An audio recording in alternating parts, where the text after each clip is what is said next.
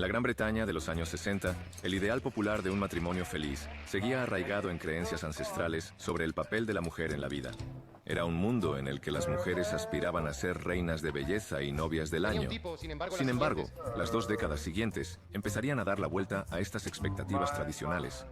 Y como una nueva generación de mujeres jóvenes, comenzó a cuestionar todo en lo que habían sido educadas para creer.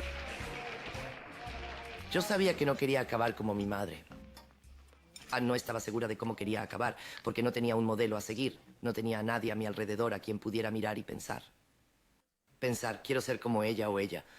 Todo lo que sabía era que no quería acabar con la sensación de mi madre de no haber tenido una vida plena. El feminismo cuestionó la creencia de que el deber de la esposa era amar y obedecer y su lugar natural estaba en casa cuidando de sus hijos pequeños, mientras su marido los mantenía. El ama de casa, una vez una fuente de orgullo, se convirtió en una insignia de la opresión. A las mujeres se les enseñó a estar en una determinada posición sin libertad. Y de repente íbamos a reventar eso. No íbamos a volver atrás. El genio había salido de la botella. No íbamos a volver al matrimonio y a la familia nuclear, que a muchos de nosotros nos parecía una prisión. Sin embargo, a pesar del furioso debate sobre el feminismo y la sociedad permisiva, en los años 60 y 70, la mayoría de las parejas jóvenes nunca perdieron su fe en el matrimonio. Era más popular que nunca. Y en los 60, el sueño romántico del amor conyugal seguía implicando un noviazgo tradicional y una novia virgen. El matrimonio es vivir juntos, compartir la vida.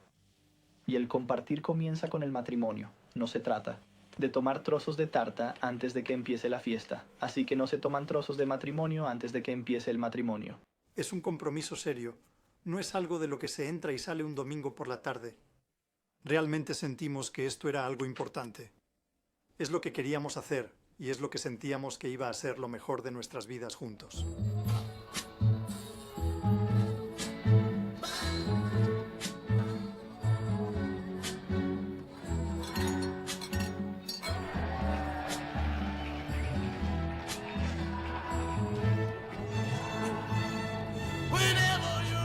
A principios de los 60, la joven generación creció en un mundo definido por roles masculinos y femeninos muy diferentes. En el juego de apareamiento, había reglas claras de compromiso. Una chica guapa era el trofeo buscado por todos los chicos, pero para que él se casara con ella tenía que resistir sus avances sexuales. La chica del convento londinense, Maureen Flanagan, salía con el jefe de la banda local. Procedía de una familia de 7 hermanos, los Flanagan, famosa en Islington. Me quería porque era la chica más guapa de nuestra pandilla y quizá yo le quería a él porque mandaba en toda su pandilla.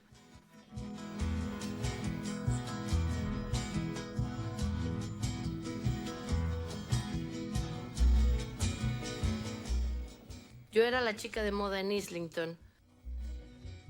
Lo que me ponía un viernes por la noche en Grace o en el Tottenham Royal, o en el Lyceum en el West End, lo que yo llevaba ese viernes, las otras chicas lo llevaban el viernes siguiente.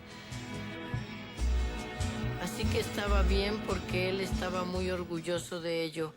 Nadie podía venir y sacarte a bailar sin preguntarle primero.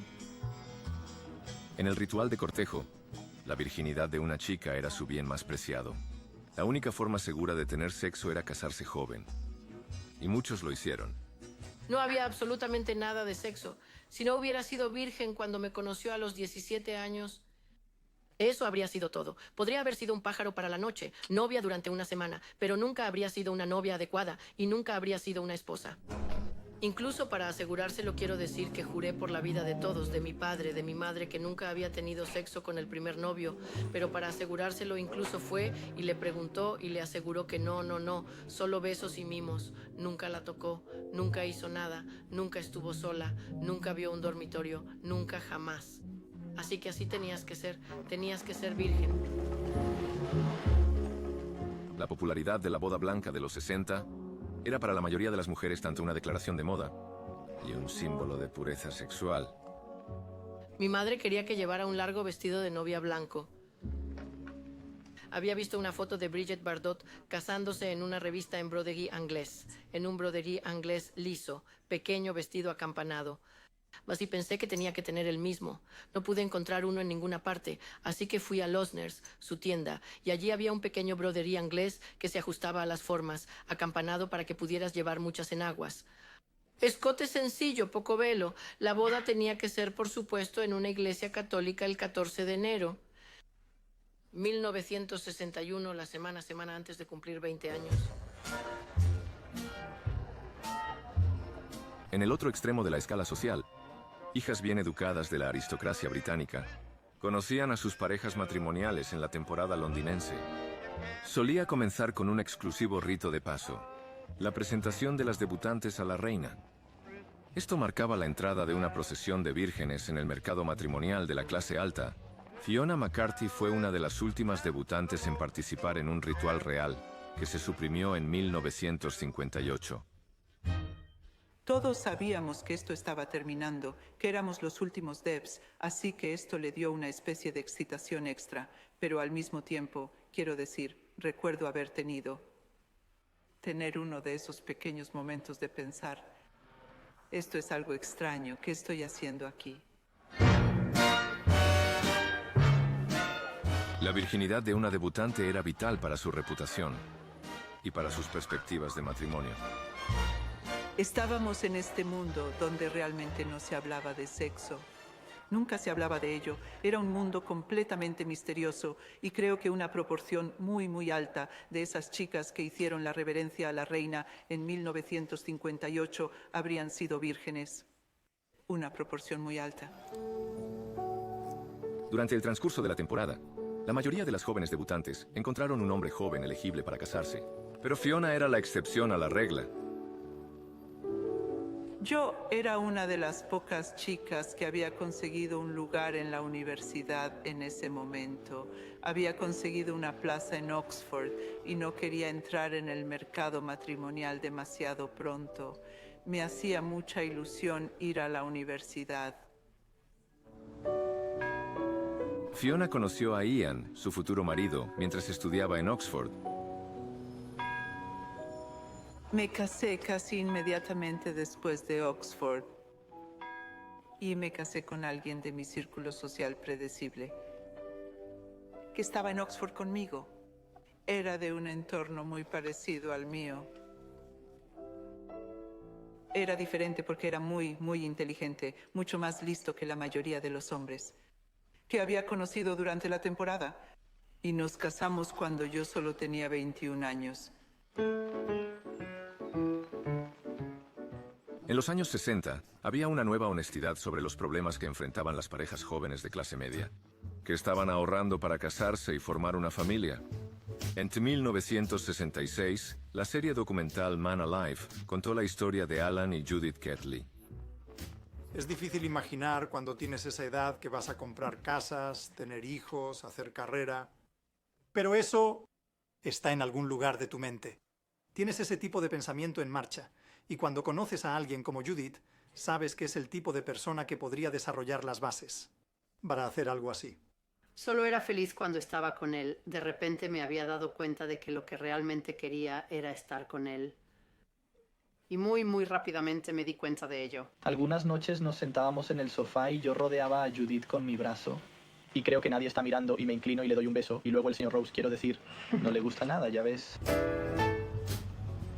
Vivir en casa. El cortejo podía ser sexualmente frustrante. Alan y Judith encontraron una manera ingeniosa de estar juntos a solas, pero no llegaron hasta el final. Judith tenía su propio transporte, que es nuestro vagón de la pasión, pequeño monovolumen, que había conseguido comprar, lo que era bastante impresionante. Obviamente significaba que estaba bien financieramente. Ya ves. Si Yo ella era un podía maestro permitirse en el lujo de momento comprar y un fue en vehículo. realidad el personal de la escuela. Cuando llegué con este coche, se rieron. Dijeron, oh, Judy tiene un vagón de la pasión y así este nombre se puso de moda. Cuando Alan ganó una beca para estudiar en Kew durante un año, estar separados era tan frustrante para ellos que decidieron adelantar su compromiso. Recuerdo haber ahorrado, porque cuando solo tienes 5 o 6 libras a la semana, tienes que ahorrar muchísimo. Y fue un gran acontecimiento, porque fuimos a Manchester y compramos el anillo que Judith quería. Mi anillo tiene un rubí en el centro y un diamante a cada lado. Y Alan siempre lo describió como no fumar en el centro y 6 meses de horas extras a cada lado, porque tuvo que ahorrar para ello. Pero sí, es muy, muy especial y muy precioso. Alan y Judith planearon un compromiso de 1 año, estrictamente sin sexo. Si crees que merece la pena luchar por ello, la lucha por la virginidad es quizá la más dura de un compromiso largo. Puede que sea una dificultad autoinfligida, pero eso no la hace más soportable. A veces se hace un poco difícil de soportar. Obviamente, con cierta tensión. Si vas a creer en las bodas blancas, entonces. Es un poco duro esperar, ¿no? Si te casaste con un vestido blanco, entonces... El vestido blanco significaba que aún eras virgen. Y eso es lo que quería. Eso es realmente lo que quería. Nuestro punto de vista era que si te vas a casar, acostarte antes no encaja con la idea de un compromiso y un matrimonio para toda la vida. Alan y Judith han estado felizmente casados durante 45 años. Y tienen 2 hijos y 4 nietos. El tabú sobre el sexo fuera del matrimonio fue reforzado por las creencias de las iglesias, que siguieron siendo muy influyentes en los años 60, y continuaron enseñando que el placer sexual solo podía disfrutarse con seguridad en el matrimonio. La lucha heroica para controlar los instintos sexuales pecaminosos, a través de una vida de devoción a Dios, atrajo a algunos adolescentes idealistas al sacerdocio, como Richard Holloway. Fui entrenado por una comunidad monástica y concebí esta gran idea de entregarme a Dios en una vida de pobreza, celibato y obediencia. Siempre sentí que un verdadero hombre de Dios o un sacerdote no tendría sexo. Y yo tenía una naturaleza muy libidinosa, por lo que esto me resultaba especialmente difícil. No recomiendo llegar a la pubertad en un monasterio. No es el mejor lugar para negociar Richard eso. renunció a sus votos de celibato para convertirse en coadjutor en los Gorbals de Glasgow, donde dedicó su joven vida a llevar la compasión cristiana a una de las comunidades más empobrecidas pero exuberantes de Gran Bretaña. Después de unas vacaciones a Manhattan, conoció a Jean y en 1962 la invitó a volver a Gorbals para unirse a él en su trabajo. Mientras trabajaban juntos, se enamoraron. Pero Richard estaba confundido y consumido por la culpa. Supongo que había interiorizado muy fuertemente esta noción eclesiástica que había heredado de que la vida de primera clase era la vida célibe de soltero. Eso era lo que hacía el verdadero cristiano heroico. Y me había enamorado de Jean. Y quería que formara parte de mi vida, pero me avergonzaba. Cuando salíamos juntos y yo llevaba cuello de clérigo, no la cogía de la mano. Me llevó un tiempo admitir, incluso que estábamos comprometidos. Debido a ese extraño tirón de vuelta a esa ética particular, no sé cómo lo soportó.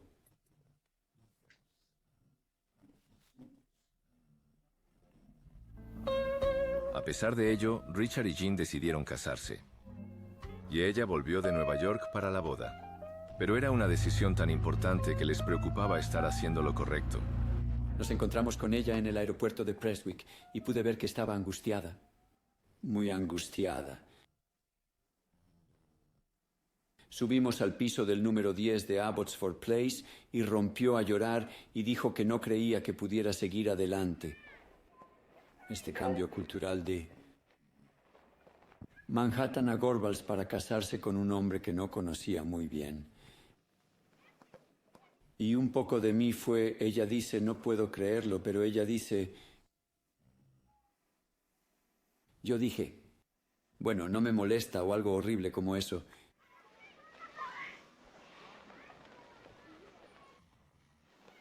Y yo dije, vale, bien, así que se acabó la presión, íbamos a retrasarlo, cancelarlo. Y yo dije, ¿pero puedes ayudarme? Es encontrar muebles, porque voy a tener que mudarme aquí, porque voy a ser sacerdote a cargo de St. Margaret's y St. Mungo's. Y así pateamos las salas de venta de segunda mano. En Glasgow y recogimos pedazos y piezas. Y poco a poco ella se relajó y nos enamoramos de nuevo.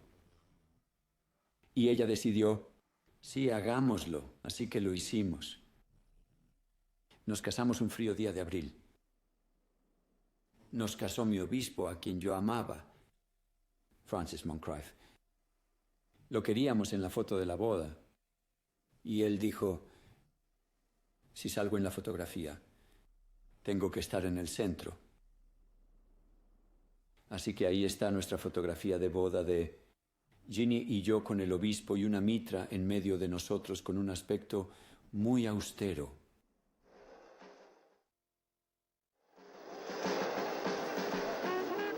Los años 50 y 60 vieron una oleada de inmigración del Caribe a Gran Bretaña, añadiendo una dimensión mestiza al juego de las citas. Muchos de estos recién llegados también tenían estrictos códigos de conducta sobre el cortejo y el matrimonio, moldeados por sus creencias religiosas. En los años 50, la monja Rose Howells vino de Granada a Londres para estudiar, y fue aquí donde conoció a John. Iba al instituto. Ya sabes. Ahora, no sé si John encontró eso un desafío. Porque él no lo era. Solo sabía que salíamos, pero no salíamos, si sabes a lo que me refiero.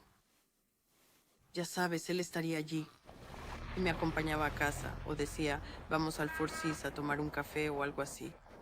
Y mi idea era que iba a estar aquí por un tiempo y volver a Granada. Ya sabes, no era algo que estuviera buscando un marido.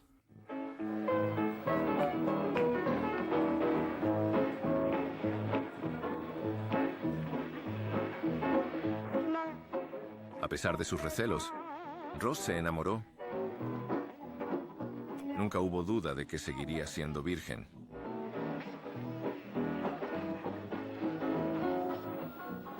Para cuando nos besamos estaba enamorado. Y no era por lujuria, porque fui educada de manera que sé que no iba más allá de un beso, y probablemente él también lo sabía. Pero en Gran Bretaña, en ese momento, los que amaban a través de la división racial estaban rompiendo un tabú muy poderoso. Si eran detectados, era probable que se enfrentaran a prejuicios y hostilidad. Y si planeaban casarse, podían esperar la desaprobación de ambos progenitores. Así que cuando John le propuso matrimonio, Ross vio que se avecinaba un desastre. Creo que la primera vez que tuvimos una conversación seria fue cuando me dijo, nos vamos el miércoles, vamos a comprar un anillo de compromiso. Y realmente tuvimos un serio. Dije, ¿estás loco? ¿Estás loco? ¿Qué haría tu madre? No tiene nada que ver con nadie más que conmigo. Así que fuimos, compramos el anillo. Una persona sola no puede luchar contra esto. Los prejuicios no siempre existirán. No puede. No viviré para ver el final. Ni tú tampoco. Esto ha estado sucediendo durante años. No puedes luchar contra ellos solo. Puedo intentarlo. Este tipo de prejuicios cromáticos tan arraigados era un tema explorado en los largometrajes de la época. Sin embargo, a pesar de recibir una carta de su padre advirtiéndole de que los matrimonios mixtos rara vez duraban, Ross se casó con su prometido Jean tras un año de noviazgo. Le interesaba mucho más casarse. Creo que disfrutaba estando enamorada y teniendo un acompañante y yendo a los sitios a los que íbamos. Pero sabía que no quería estar con nadie más. Esa era para mí la cuestión. Me gustaría desayunar con este hombre el resto de mi vida y supe que eso estaba bien. Eso es lo que quería. No piensas en mí. Te preocupa lo que dirán los vecinos. Prejuicios. Estás plagado de ellos. Ahora lo tienes en toda la cara. Todo lo que puedes ver es negro, negro. Todo lo demás es rosa. Pienso en ti y en ese hombre compartiendo la misma cama. Tío, es asqueroso. ¡Asqueroso! Me revuelve el estómago. Me ocurrió un incidente en mis primeros años de casada cuando salí del cine con mi marido. Habíamos pasado una velada muy buena. Fue encantador. Solo nos quedaba un corto paseo hasta casa. Y de repente había alguien en mi espacio. Y me di cuenta, al principio pensé que nos cruzaríamos. Y entonces ella se me acercó. Y me dijo perra negra. Y me escupió en la cara. Estaba por todo mi abrigo. Estaba allí. Y mi marido de repente se despertó al hecho de que yo estaba gritándole y dijo, ¿qué ha pasado? Y se lo conté y le dije, esta mujer. Y él dijo, déjala en paz. Es una ignorante. Déjala ir. Y estaba tan enfadada con Ella. Y para entonces yo me enfadaba con él. Entonces, a finales de los 60, vino un desafío a toda idea tradicional de amor y matrimonio: la revolución sexual. Su principal objetivo era el tabú del sexo antes del matrimonio. Su gran aliada, la píldora. Swinging London fue el pionero de la nueva cultura permisiva. Atrajo a mujeres jóvenes deseosas de romper con las convenciones, sin perder su virginidad. Como Rosie Boycott. Yo quería desesperadamente ser cool. Quería ser una chica de moda. Chic era una palabra que se usaba mucho en ese momento. Estaba perfectamente bien ser una chica. Yo quería ser todas esas expresiones donde estaba sucediendo. Quería ser guay. Así que, por supuesto, fingí que había hecho esto muchas veces antes. Sin embargo, esta permisividad sexual tenía un precio y convenía mucho más a los hombres que a las mujeres. A menudo conducía a la decepción, el arrepentimiento y desamor. El glamoroso mundo de las estrellas de rock, fotógrafos y modelos no era todo lo que parecía. En la superficie, la gente diría, oh, esto es genial para todos. Pero en realidad lo que estaba pasando era que las mujeres eran, y se esperaba que favorecieran el amor libre todo el tiempo. Y que si no lo querían, entonces eran consideradas rectas y cuadradas. Y ese era el tipo de palabras que usabas, y por lo que sería visto como poco cool, que era algo realmente malo. Así que en realidad las mujeres no tenían capacidad de maniobra.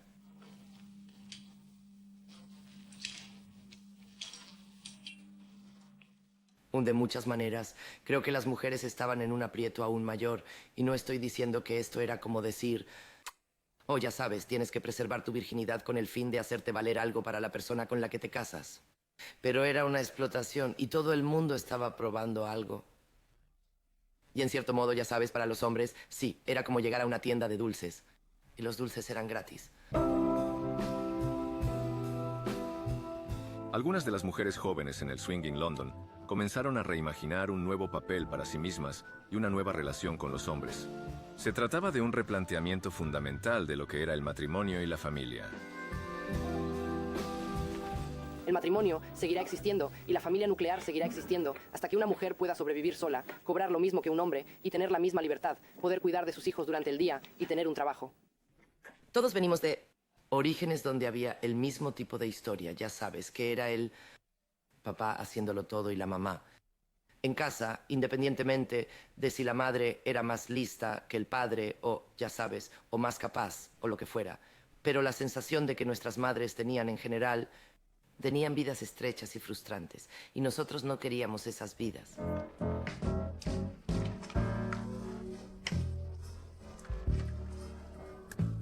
Rosie y sus compañeras feministas se propusieron ayudar a crear un mundo más igualitario, que liberaría a las mujeres de las vidas de trabajo doméstico, creyendo que esto también podría beneficiar a los hombres.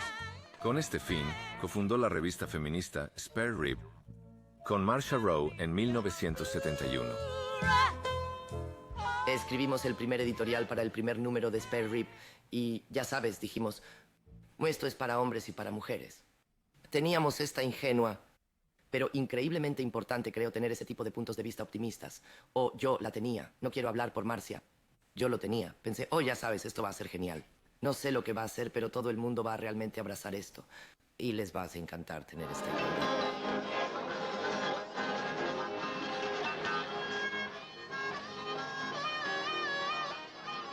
A finales de los 60 y principios de los 70, también vio la aparición de una contracultura que surgió del movimiento estudiantil radical en las universidades.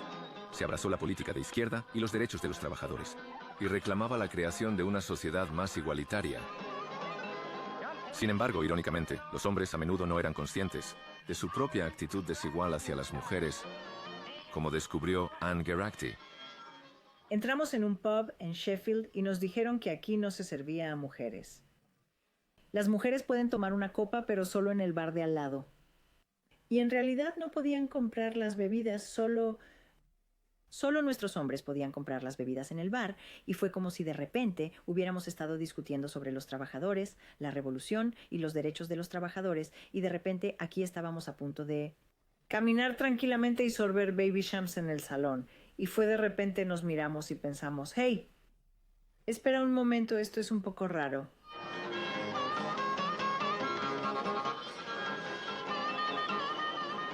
De repente fue como, hey, no vamos a tener esto. Y empezamos a tener reuniones solo las mujeres.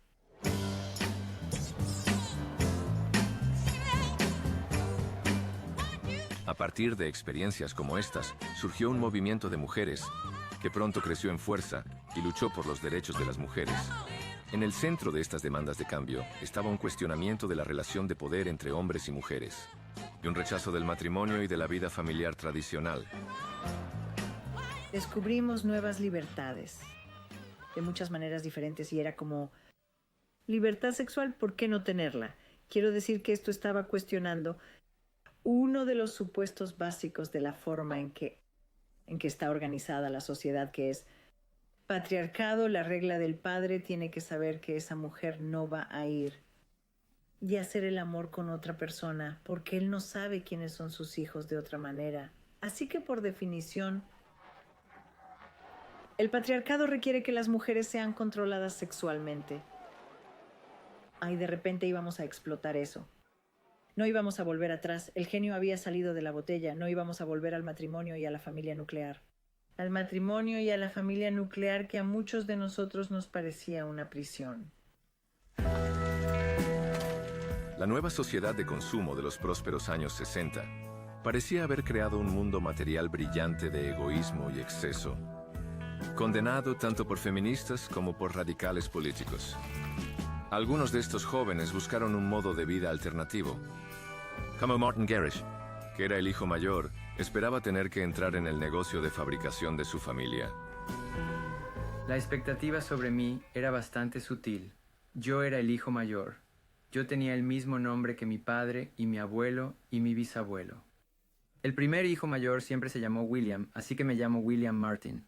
Mi padre se llama William Jack y mi abuelo William Edward Ebenezer.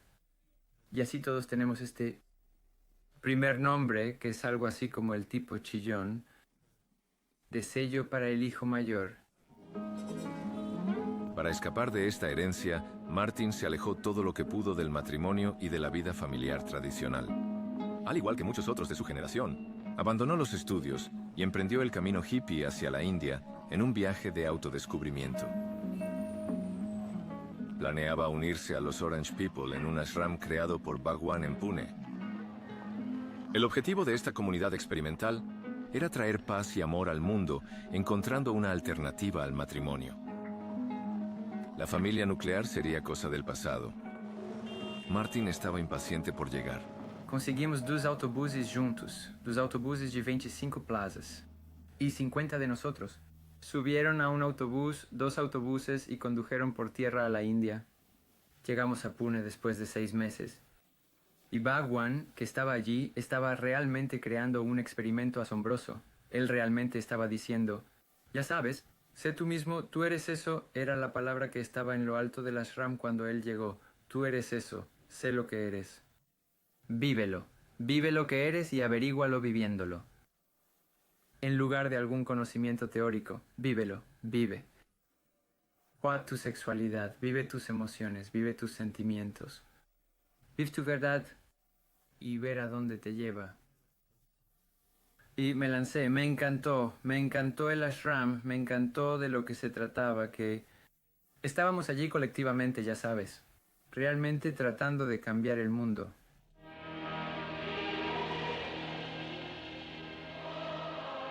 La leyenda de los años 60 es la de una rebelión sexual masiva inspirada por la píldora y la sociedad permisiva. Pero la realidad es muy distinta. Gran Bretaña seguía siendo en su mayor parte una nación conservadora, en la que el matrimonio para toda la vida seguía siendo una de las piedras angulares. En 1969, solo había 4 divorcios por cada 1000 parejas casadas.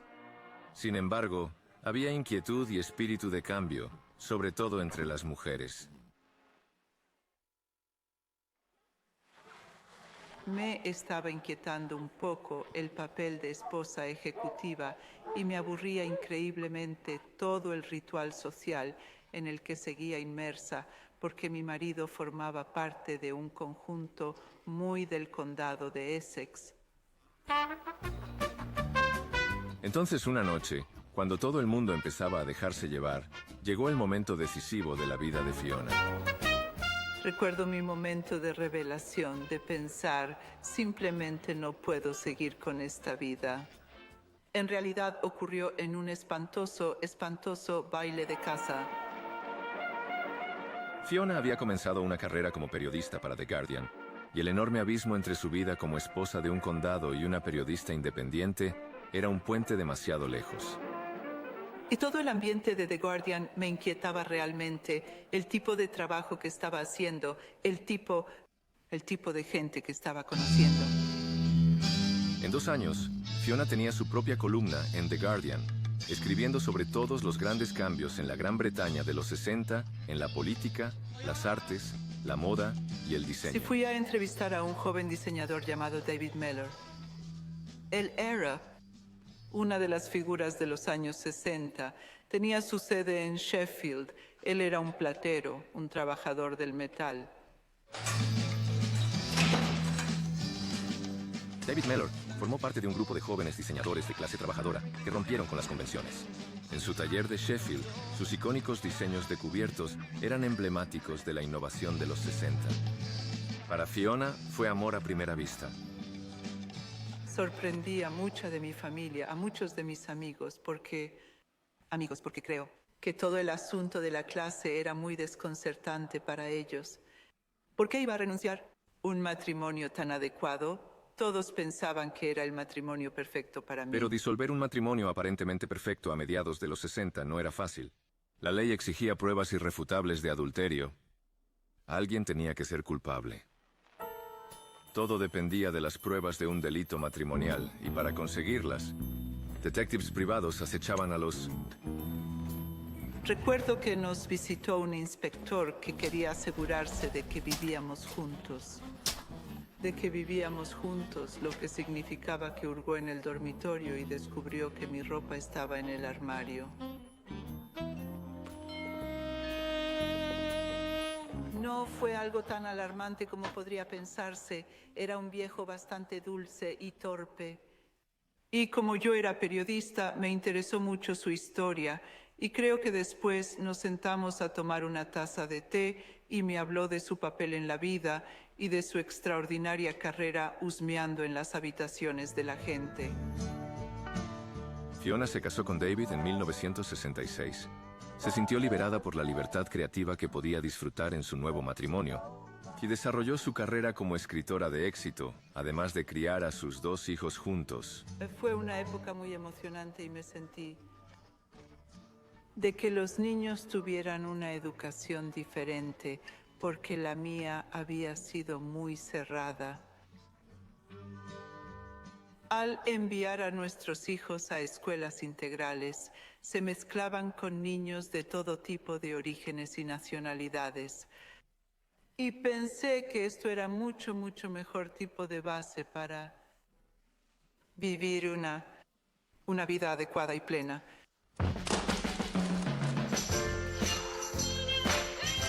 En los años 60, la carrera de Maureen Flanagan como modelo de moda despegó, pero estaba casada con un marido de clase obrera tradicional y muy posesivo.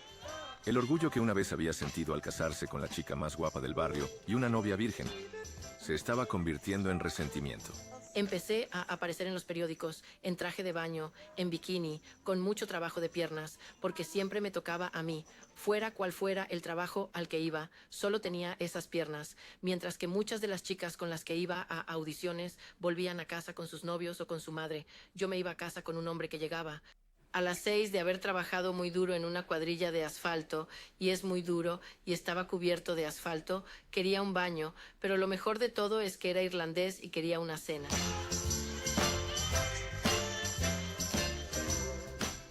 Y fue entonces cuando las filas realmente comenzaron. Quería ver las fotos, preguntarme por el fotógrafo, cuánta gente había en la habitación cuando hacía la sesión. A veces llegabas a casa a las 8, a las 9. Y entonces las broncas, y por supuesto yo siendo un poco peleona, decía, bueno, ¿por qué no llamasteis? O el estudio y descubrir que aún estábamos, no puedes salir de aquí a las 9 y volver a las 9. Y me salieron unos mechones, nunca jamás, en los 10 años que estuve casada con él, nunca me tocó la cara, nunca me dio un puñetazo en la cara, ni en ningún sitio donde se notara. Discutían juntos y yo me daba la vuelta y me alejaba y me daba puñetazos en la nuca. Luego, por supuesto, me pidieron que hiciera algunas, lo que yo llamo fotos de glamour, fotos sexy. Eran fotos en topless, pero estaba sosteniendo tus brazos a los lados en la toma. Y luego me pidieron que hiciera algunas fotos en topless para The Sun. Me estrangularon, me metieron en un dormitorio, rompió un espejo, me tiró contra la pared. Huí del domicilio conyugal con estas marcas de estrangulamiento alrededor del cuello y creo que tenía un moratón en un lado de la cara, aquí. Él no me había golpeado ahí. Creo que me lo golpeé contra algo.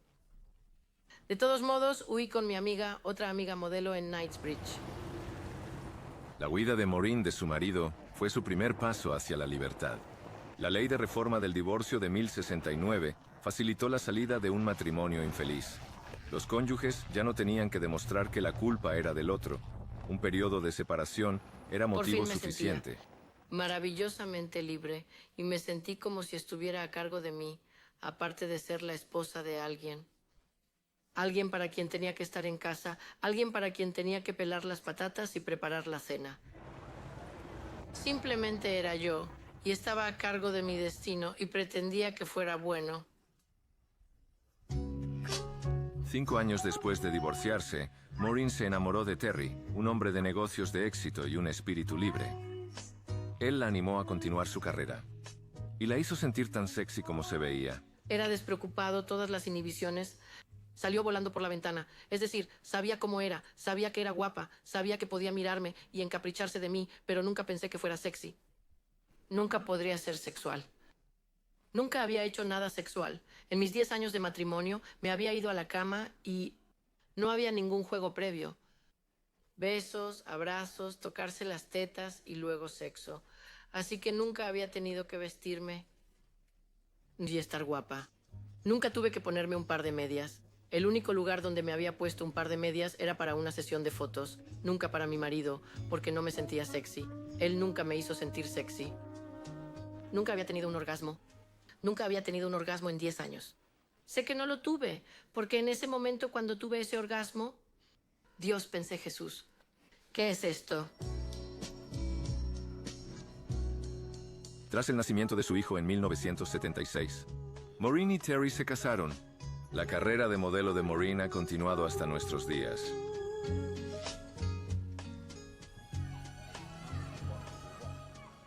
El matrimonio de Richard Holloway también fue puesto a prueba.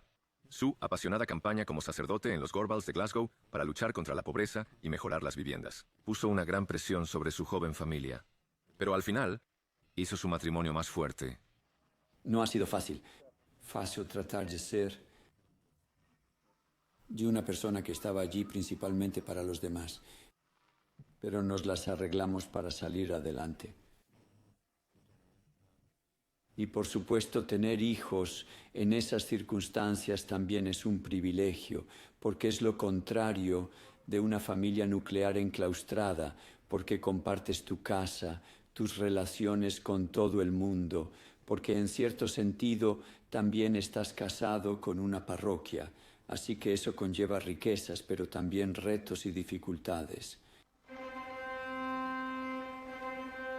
La Iglesia estaba muy preocupada por la atmósfera más liberal y permisiva de los años 60, especialmente las reformas de la ley de matrimonio y divorcio. Así que continuó haciendo cumplir el voto matrimonial hasta que la muerte nos separe, de manera literal para significar que una pareja que se divorciaba nunca podría volver a casarse en la Iglesia. A medida que aumentaban las rupturas matrimoniales, esta era una regla que causaba gran angustia. Yo no cumplía esa norma en particular. Siempre me pareció un poco extraño que fuera el único tipo de fracaso humano ante el que la Iglesia cristiana se mostrara especialmente intransigente. No ofrecía ningún recurso a las personas que hizo esa promesa y había fracasado. La mayoría de la gente mete la pata, la mayoría de las meteduras de pata se perdonan. El divorcio no podía ser perdonado debido a la naturaleza de este voto absoluto. Richard secretamente desafió la ley de la Iglesia para casarse con divorciadas. No soy un guardián natural de las reglas, por lo que podría haber sido un error entrar en un trabajo en el que se suponía que las reglas eran dictadas por Dios. Pero no me preocupé mucho por ello. Simplemente parecía que cuando llegaba esa gente y no eran riadas, sino un goteo importante. Lo mismo ocurrió cuando me casé con homosexuales. Hice mi primer matrimonio gay en 1972 y de nuevo me pareció que cuando la gente venía a ti, humildemente y buscando y de alguna manera querían alguna gracia en sus vidas.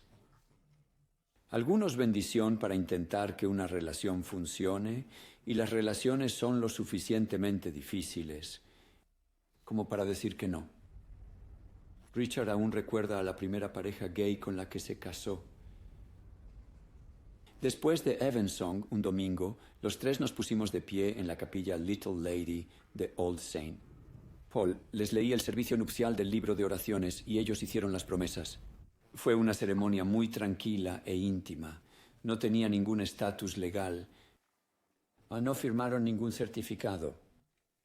Hoy la Iglesia diría que tampoco tenía estatus teológico o religioso. Tenía estatus a sus ojos. Vinieron a mí de nuevo y me dijeron, hemos estado juntos por 25 años. ¿Quieres venir como obispo de Edimburgo y celebrar nuestro no sé qué jubileo? Y así lo hice, fui y celebré una misa mayor como obispo de Edimburgo y la iglesia estaba llena de hombres gays celebrando este matrimonio gay de 20 años y estuvieron juntos hasta el final. ¿Quieres tener a esta mujer como esposa? En los años 60, el tabú del matrimonio mestizo parecía derrumbarse a medida que aumentaba la población inmigrante. Consuélala, hónrala y consérvala.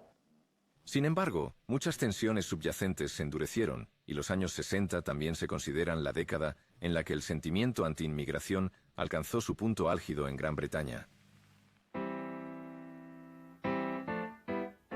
Las actitudes racistas que estaban presentes cuando Ross y John Howard se casaron salieron a la luz a medida que sus hijas crecían. Era un tema potencialmente explosivo que Ross y John veían de forma muy diferente, como revelaron en documentales en su momento. Tienen que saber que el problema existe y estar preparados para afrontarlo. No puedo aceptar lo de John. Bueno, existe. Creo que es injusto para los niños. Elegimos esta vida, queríamos casarnos, lo sabíamos. No podemos alegar ignorancia. Sabíamos, bueno, yo sabía definitivamente que mis hijos tendrían problemas. En aquellos días era visto más como un prejuicio. La gente tenía prejuicios, no tenía la palabra grande. Racismo que era el poder más... el prejuicio. Y lo ignoró. Totalmente ignorado. Si es que pensaba en ello. Pensé, bueno, ella estará en algún lugar entre estos dos y debe ser un color bastante agradable. Y eso fue todo lo que pensé. Resulta que estaba equivocado.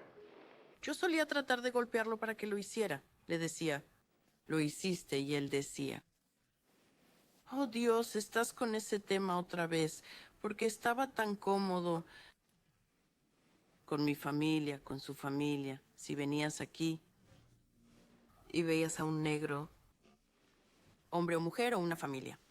Si no te gusta, puedes irte. Y lo mismo ocurría con los negros. Si venían y no les gustaba la gente blanca de aquí, podían irse.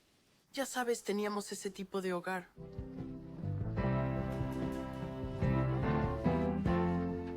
Ross estaba decidida a participar en las campañas que se organizaban para luchar contra el racismo.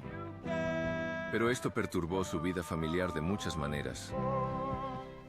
Mi hija solía decir, cuando tenía que poner chapas en las cosas, mi padre lo hará, mamá. No confiaban en que tuviera una aguja. Y cuando estoy en la casa, quería fingir que yo era ese tipo de persona que, ya sabes, vienes a tu mamá para hacer cosas. Así que empezaría a hacer la tarta con ellos. Y entonces sonaría el teléfono y me iría. Ya sabes, así que él tendría que hacerlo. Así que creo que tuvo mucho que aguantar, pero aceptó que yo fuera así. Ross sabía que su participación como activista contra el racismo provocaría sospechas y hostilidad. Y también causaría tensiones con su marido. Cuanto más me involucraba con la raza, había una distancia. No crecimos el uno del otro, pero nuestros caminos nos llevaron en direcciones diferentes. El incesante trabajo de Ross promoviendo una mayor igualdad racial la llevó a convertirse en una figura prominente en la política local y luego nacional, y fue nombrada homóloga vitalicia en 1999. Pero su matrimonio con John nunca decayó. Yo no era alguien que quisiera hacer daño a nadie deliberadamente. Así que si quieres, diría que a pesar de mí, era un hombre muy agradable. Mientras estaba por ahí, diciéndole a sacerdotes, policías, cómo debían comportarse. Él no lo hacía. Pero él era la roca que estaba allí. Sabía que estaría allí.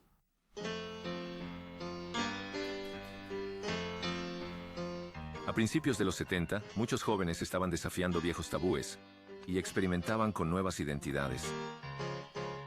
Esto se reflejaba en la floreciente cultura disco, donde la autoexpresión lo era todo.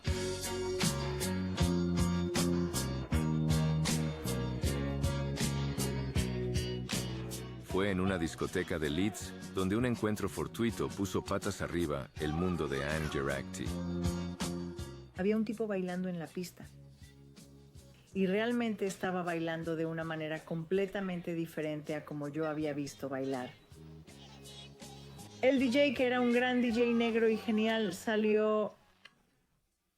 Y estos dos comenzaron este increíble baile. La pista se despejó, todos miramos y nunca había visto a dos personas bailar así.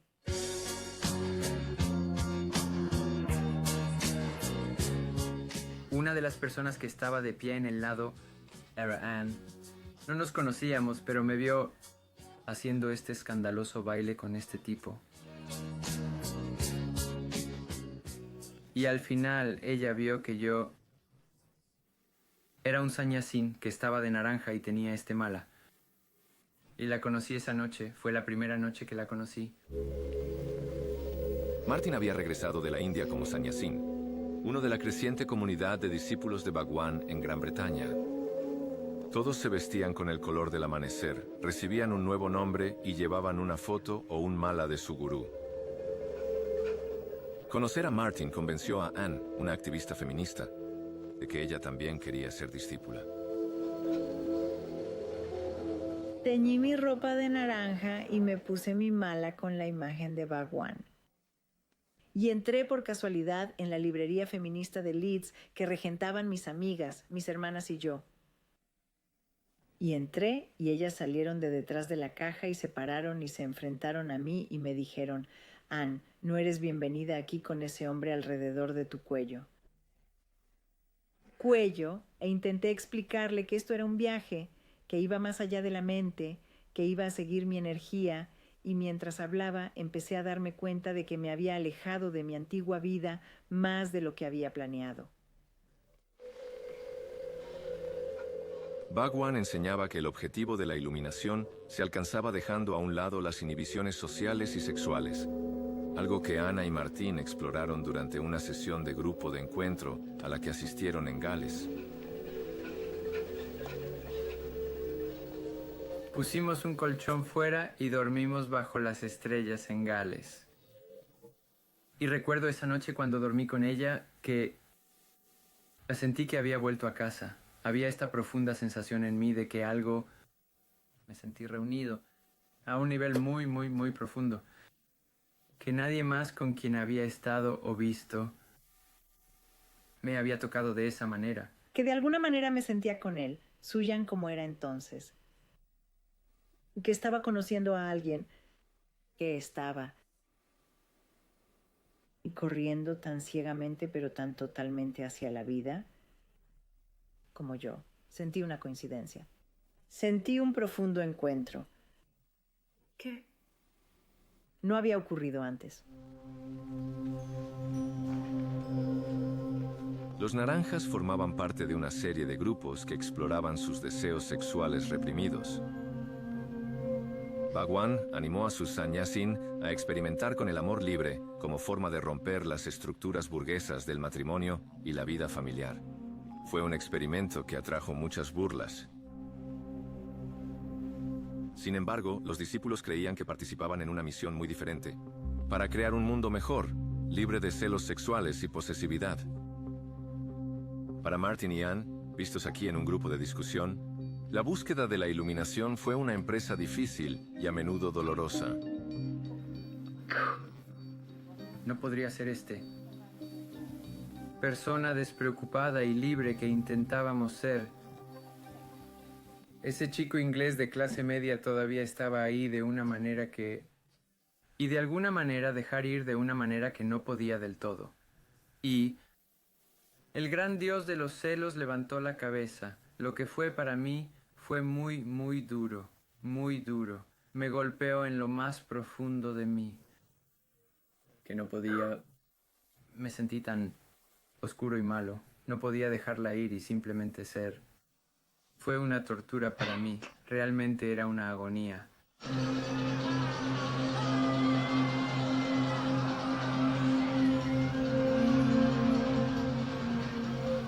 Me adentraba en la noche y aullar y gritar y tipo de...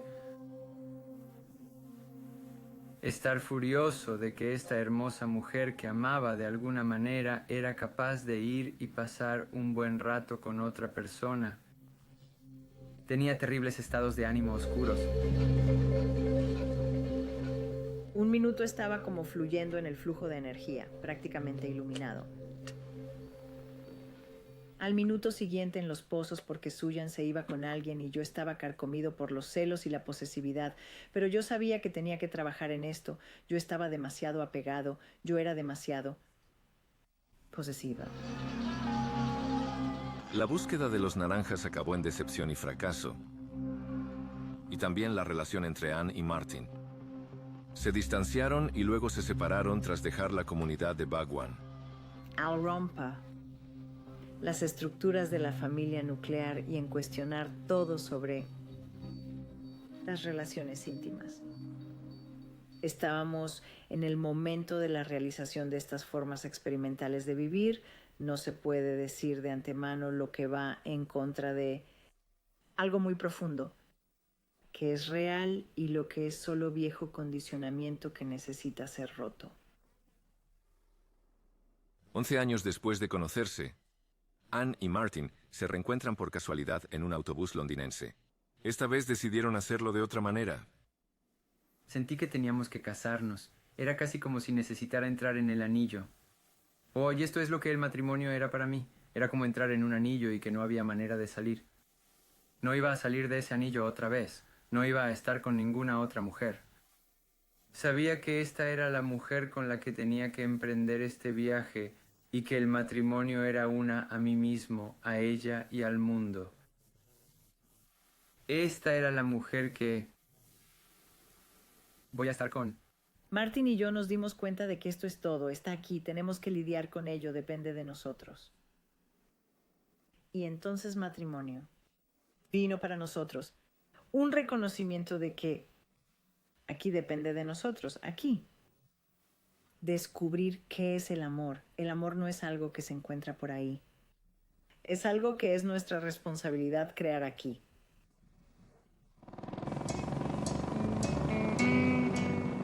Cuando Rosie Boycott conoció al periodista estadounidense John Steinbeck Jr. en Londres, él representaba todo lo que ella rechazaba como feminista. Era un macho en moto, peligroso, bebedor y mujeriego. Sin embargo, se enamoró perdidamente de él. Se sentía una feminista muy fraudulenta. Fue muy complicado, en realidad, para mí, porque de repente esto era más importante, y eso era bastante aterrador. Y yo estaba dispuesta a hacer cualquier cosa, ir a cualquier parte, decir cualquier cosa, seguir cualquier cosa. Y me desvió totalmente. Y yo, en momentos tipo de tirar hacia atrás y pensar, espera un minuto, usted sabe, usted acaba de pasar un buen montón de tiempo de su vida. No, tratando de decir que esto no es lo que debería suceder. Ya sabes, uno no debería estar en deuda con un tipo como este, pero en realidad lo estaba. Lo que la cabeza y el corazón de Rosie le decían era muy diferente.